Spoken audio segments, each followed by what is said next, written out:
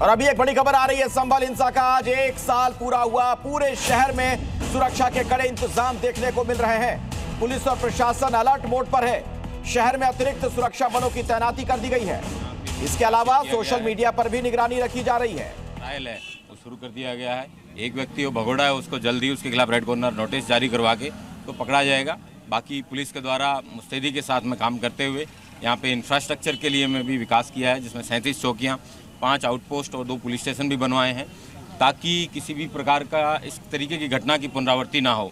और आज तक जितने भी दंगे हुए हैं, 17 दंगे संभल में पूर्व हुए हैं, किसी में भी कन्विक्शन नहीं हुआ है। तो हम इस बार इंश्योर कर रहे हैं कि टाइम बाउंड तरीके से ट्रायल को पूरी करवा के हम जो लोग इस घटना में संलिप्त थे उनको सजा करवाएं, ताकि एक तरीके से नज़ीर बन सके। सर, आज 1 साल हुआ है और आपने अलर्ट भी जारी किया, 16 जोनों में बांटा गया, क्या है इसे लेकर सर? यहाँ पे सेक्टर मजिस्ट्रेट्स और उनके साथ में गेजेटेड ऑफिसर्स की एक टीम बनाई गई है, ताकि किसी प्रकार के अनटोवर्ड इंसिडेंट पे भी नज़र रखी जा सके और लोगों में एक शांति का भी भाव है, वो फीलिंग है, वो जनरेट हो। तो उसी के लिए संभल को ड्रोन के साथ में मजिस्ट्रेट्स, पुलिस ऑफिसर्स की एक जॉइंट टीम बना के इस तरीके की कार्रवाई की जा रही है। सर, एक सबसे महत्वपूर्ण बात है, तमाम जो संवेदनशील इलाके हैं वहाँ पर पुलिस चौकी बनाया गया, उसका कितना फ़ायदा संभल प्रशासन को मिल पा रहा है? बहुत ज़्यादा फ़ायदा मिल रहा है, स्पेशली जो मिक्स्ड एरिया पॉपुलेशन में है, जैसे और जहाँ पे हिंसा भड़की थी, हिंदूपुरा खेड़ा हो गया, दीपा सराय हो गया, उधर भोलेश्वर होगी, दहपा चौकी होगी, तो एक मिक्स्ड एरिया जहाँ पे हिंसा भड़की थी वहाँ पे चौकियाँ बनाई गई है। संभल कस्बे के चारों तरफ एंट्री पॉइंट्स पे चौकियाँ बनाई गई है और फिर जनपद के जो बॉर्डर एरियाज हैं वहाँ पे चौकी बनाई गई है। तो इस तरीके से जो चौकियों का जाल है वो इस प्रकार से है कि अपराधियों पे एक कड़ी नज़र रखी जा सके। अच्छे कैमरे भी लगाए गए हैं, जिसमें ऑडियो वीडियो दोनों की रिकॉर्डिंग की जा सकती है लंबे समय के लिए। उनके कंट्रोल रूम्स भी बनाए गए हैं, इंटीग्रेटेड कमांड कंट्रोल सेंटर्स भी बनाए गए हैं सत्यव्रत चौकी पे, जिसको रखा गया है।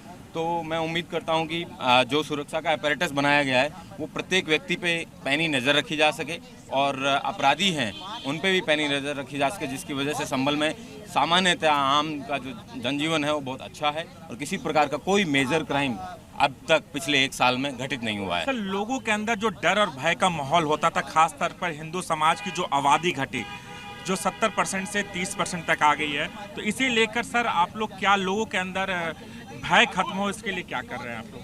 इसके लिए हम मोहल्लावार मीटिंग्स भी कर रहे हैं, पीस कमेटी मीटिंग समय समय पे कर रहे हैं। उसके साथ साथ जो अपराधी हैं उन पे कड़ी कार्रवाई, जिसमें पुराने उनकी प्रॉपर्टी सीज करना हो, चाहे गैंगस्टर के मुकदमे लिखे जाने हों, तो इस तरीके के जितने भी ऑर्गेनाइज क्राइम हैं उन सब पे भी नकेल कसने के लिए पुलिस के द्वारा कार्रवाई की जा रही है। एंटी टेरर यूनिट की स्थापना यहाँ की गई है, क्या वो बन चुका है? क्या वो ATS की टीम यहाँ पर अब मौजूद है?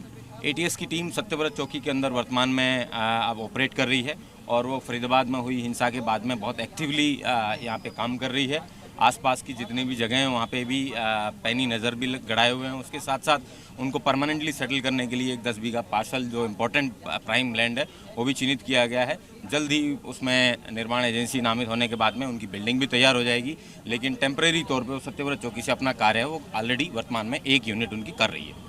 ये थे हमारे साथ बात करने के लिए SP KK विष्णु। इनका साफ तौर पर कहना है कि संभल में शांति व्यवस्था और सुरक्षा बहाल करने के लिए लगातार यहाँ पर फोर्स को तैनात किया गया। ATS की स्थापना की गई है। ATS को बाकायदा सत्यव्रत पुलिस चौकी में भी उनको ऑफिस दिया गया है और जिस तरीके से फरीदाबाद में देश भर के अंदर जिस तरीके से ब्लास्ट की, तो संभल में जो हिंसा हुई थी, साल भर हो गए, अब क्या हालात है हम आपको दिखा रहे हैं। संभल जामा मस्जिद के सदर जफर अली ने भी लोगों से शांति बनाए रखने की अपील की है।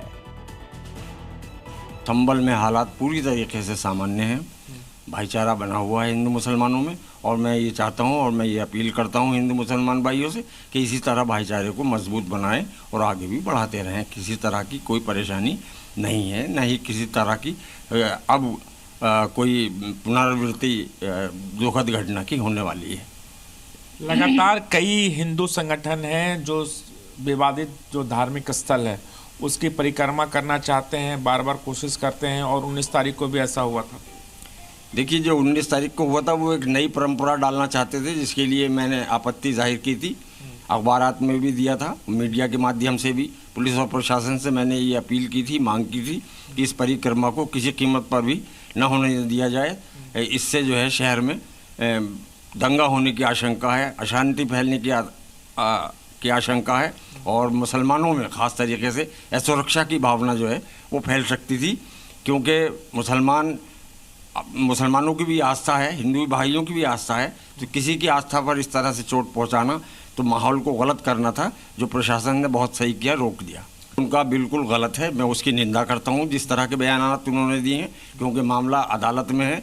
अब जो अदालत का फैसला होगा उसे हम सहसम्मान मानेंगे और कोई परेशानी वाली बात नहीं है। जो लोग इस तरह की बातें कर रहे हैं वो शहर में फिर से फसाद फैलाना चाहते हैं, सौहार्द बिगाड़ना चाहते हैं, भाईचारे को चोट पहुँचाना चाहते हैं। शाही मस्जिद में क्या कुछ हुआ था उस दौरान ये भी हम आपको बता रहे हैं। शाही मस्जिद में मंदिर होने का जो दावा किया गया, उसके बाद टीम पहुंचती है सर्वे करने के लिए। जो एएसआई की टीम थी वो वहां पर पहुंची थी। उसके बाद देखिए विवाद की जो शुरुआत हुई, कैसे उपद्रव हुआ। उपद्रवियों ने पुलिस पर तब पथराव करना शुरू कर दिया था। यहां से हंगामा बढ़ गया था, बवाल ने हिंसा का रूप ले लिया। उसके बाद जमकर हमने देखा था शहर के अलग अलग हिस्सों में हिंसा की तस्वीरें सामने आई थी। पुलिस और प्रदर्शनकारियों में तब झड़प भी हुई थी। उपद्रवियों ने पुलिस पर पथराव किया था, पुलिस को भी टारगेट किया था उपद्रवियों ने। कई वाहनों में तब आग लगा दी गई थी, यानी आगजनी की घटना भी देखने को मिली थी कई इलाकों में। अब तक हिंसा में कुल 12 मुकदमे दर्ज हो चुके हैं। कई मामलों में जांच पड़ताल जारी है। 133 आरोपियों को इस मामले में गिरफ्तार भी अब तक किया जा चुका है।